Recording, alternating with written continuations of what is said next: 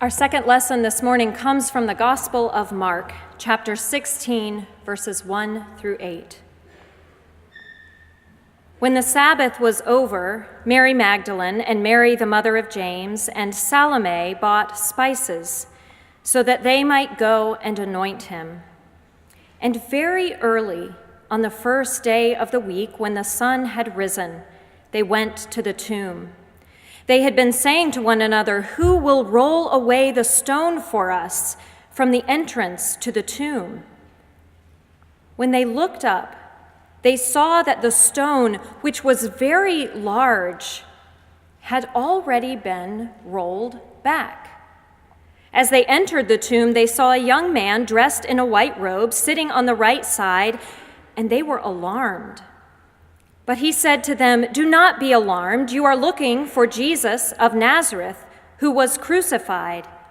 He has been raised. He is not here. Look, there is the place they laid him, but go, tell his disciples and Peter that he is going ahead of you to Galilee. There you will see him, just as he told you." So they went out and fled from the tomb, for terror and amazement had seized them, and they said nothing to anyone, for they were afraid. This is the word of the Lord. Thanks be to God.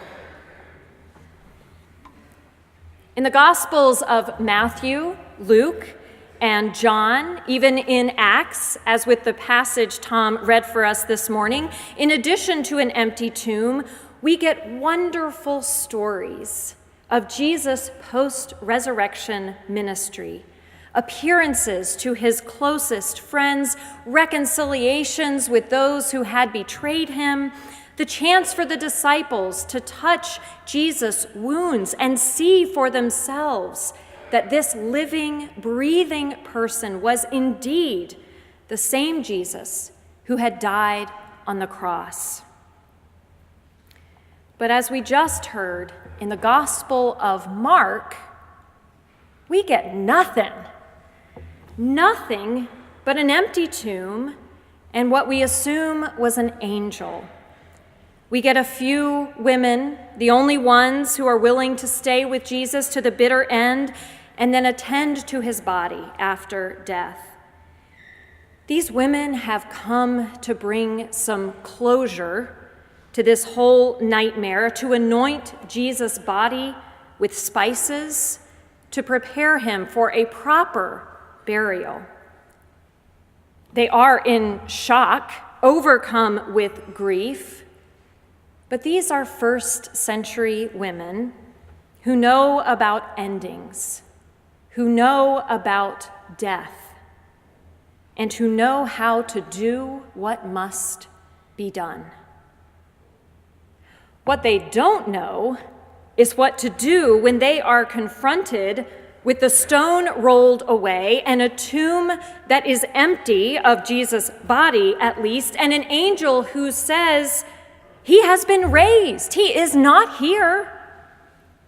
And so, according to Mark, they fled from the tomb, for terror and amazement had seized them, and they said nothing to anyone, for they were afraid.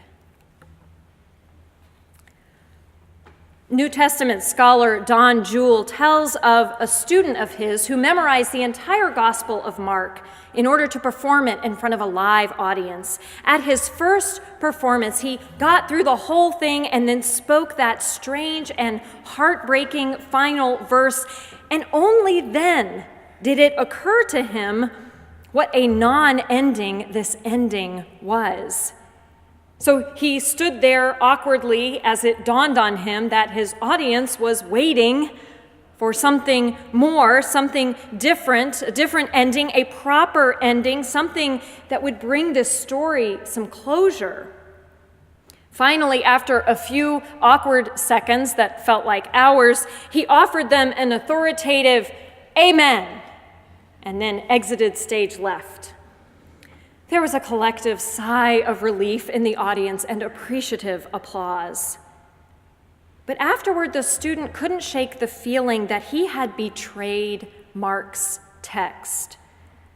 So at his next performance, he delivered that final line, paused for just a moment, and then exited the stage in silence, leaving his audience with a profound sense of discomfort and uncertainty. It's no wonder that within a few decades, 2 alternate endings had been provided for Mark's gospel, as if the people who received it assumed that the writer must have just been pulled away from his desk before he could finish, and they would help him out a bit. But scholars now agree that what we heard is the ending Mark intended: an empty tomb, terror and amazement, fear and silence, women running away. This is the end. Except that it doesn't feel like an ending at all. During a question and answer session after a speech about religious themes in his writing, John Updike was asked which gospel was his favorite. Without hesitation, he replied, Luke. Luke tells the best stories. But then he thought for a minute and added, yes, Luke is my favorite, but I most trust the Gospel of Mark. It's the earliest gospel and the gospel least prone to wishful thinking. Mark offers us exactly what we need on this day we can't really explain and don't really understand: some realism. Let's be honest, here we sit in a church surrounded by a world-class university and medical center, steps away from some of the finest cultural institutions in the country, in the world, with so many other options. What could possibly bring us to church this morning? We could have all just used Easter as an excuse to go out to brunch with family and friends, or even just stay home and eat chocolate for breakfast. What could possibly have brought us here to contemplate this strange claim? Some would even call it wishful thinking, that Christ is risen. Christ is risen indeed. Maybe it's that we know something about endings, especially endings that are unsatisfying, terror and amazement-inducing, endings that cause us to run away in silence and fear or wish that we only could. Maybe it's the pilot who steers a plane into the side of a mountain. Maybe it's yet another terrorist attack by religious extremists, or another school shooting, or another conflict between civilians and police. Maybe it's diseases like cancer and Ebola, which kill too many people before their time, rendering us helpless in spite of all our scientific advances. Or maybe it's diseases like addiction, mental illness, Alzheimer's, which take people away from their loved ones in terrible and painful ways long before they die. We know something about unsatisfying endings, and we know how to do what these women did: to tend to the dead, to comfort the grieving with cards and casseroles, to follow the media coverage, the endless media coverage of lawsuits and trials and site cleanups and psychoanalysis after the fact. We know something about unsatisfying endings, and we have learned to manage our grief and disappointment. The women who came to the tomb that morning were prepared to do what had to be done to care for Jesus in death. And the last thing they expected to find was that he had been raised, that the job they had come to do didn't even need to be done after all, but that what needed to be done was a whole different job entirely. When the angel told them that Jesus has been raised, he has gone ahead of you to Galilee. Go and tell the disciples the good news. Well, this was so far beyond the framework of what they knew about death that they were instantly seized with terror and amazement. And instead of doing what the angel told them to do, they ran away in silence, overcome with fear. It's almost as if what the angel told them was not what they wanted to hear. This so-called ending is no end at all. What it is an invitation to the reader, to every one of us, to take part in a whole new story.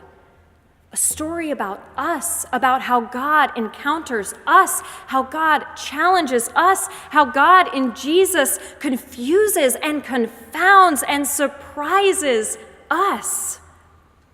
And most importantly, this ending is about what part we will play in this ongoing story of God's love for the world. After learning at her church about all the people in the world who don't have access to clean water, Rachel Beckwith decided she didn't want presents for her 9th birthday. Instead, she asked her friends and her family to donate to an organization called Charity Water, which drills wells in impoverished villages all over the world. Rachel set a modest goal. She wanted to raise $300, which would be enough to provide clean water for 15 people. She set up a page on the Charity Water website and tracked the contributions that came in as her birthday approached. She saw lots of other people on the site raising lots of money, including her secret crush, Justin Bieber. But in the end, her campaign fell short of its goal. She raised $220. That's okay, she told her mom. I will try harder next year. Then a month after her 9th birthday, Rachel was driving with her family on the highway when 2 trucks collided. One truck spilled the logs it was carrying onto the highway, causing a 13-car pileup. The Beckwith's car was right in the middle, and although none of the other passengers were hurt, Rachel was critically injured. Over the next few days, people did what people do so well in the face of tragedy. They comforted the family, they prayed for Rachel's recovery, and they looked for some tangible way to show solidarity and support. Then someone remembered Rachel's birthday wish for clean water and made a donation to the Charity Water website. Others did the same as the word spread, and the contributions quickly climbed past her original $300 goal and then past $1,000. In the hospital, Rachel clung to life as word spread and donations surged past $5,000 and then past $10,000. The family members who gathered around Rachel's bed were soon able to whisper to her, hoping against hope that she could hear and understand that she had just set a record by exceeding the $47,000 that Justin Bieber had raised for Charity Water for his birthday. When it became evident that Rachel would not recover from her injuries, her family made the heartbreaking decision to remove her from life support and let her die.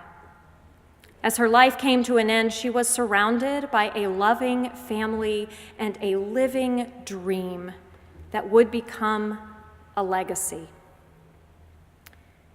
And people all over the world, nearly 32,000 of them, heard Rachel's story and were moved by her big heart and her longing to help others.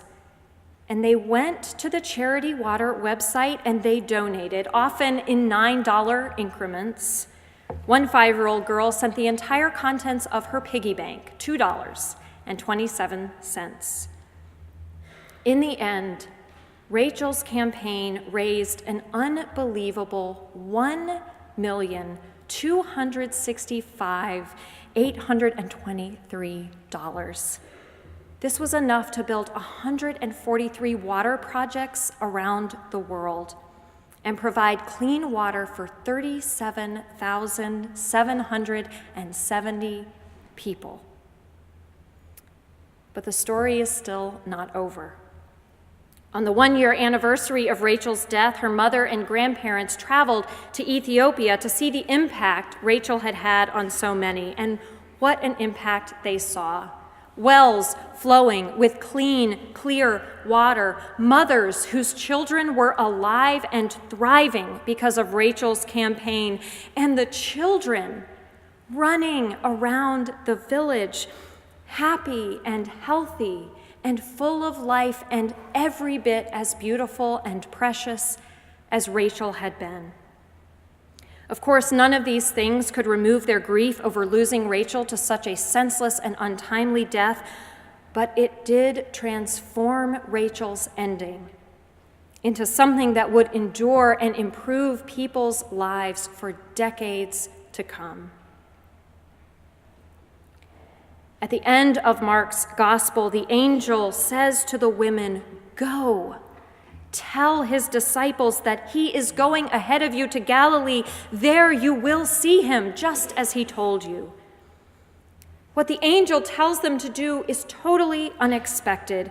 In many ways, it is harder than preparing Jesus' body for burial. Terror and amazement, fear and silence, women running away. It's not written in the text, but Mark is asking us with this ending, what will you do? How will you respond to this totally surprising and perhaps not entirely welcome ending? The story goes that when someone visited the studio of Henry Moore, the famous English sculptor, they asked him about one of his works, "Is it finished?" He replied, "None of our work is finished until it is seen and responded to." God knows we'd be more comfortable with a real ending. God knows we'd rather come to church on Easter and celebrate and then tie the whole season up with a bow and put it away until next year. God knows sometimes it's easier to die than to live and to let the dead stay dead. It's easier to let things end, even in a terribly unsatisfying way, than to find out how they might be transformed into a new beginning. Easier to wallow in our grief and despair than to act. Easier to do what the angel tells the women they are to do. Go and tell, share the good news. But resurrection isn't a conclusion or a brilliant denouement. It's not a coda or a footnote. It's a whole new beginning. And the way Mark writes this story, the resurrection is an invitation to every one of us. Jesus has been raised. He's not here. He's going ahead of you. You will see him. Go and tell. Share the good news. Will you? Amen.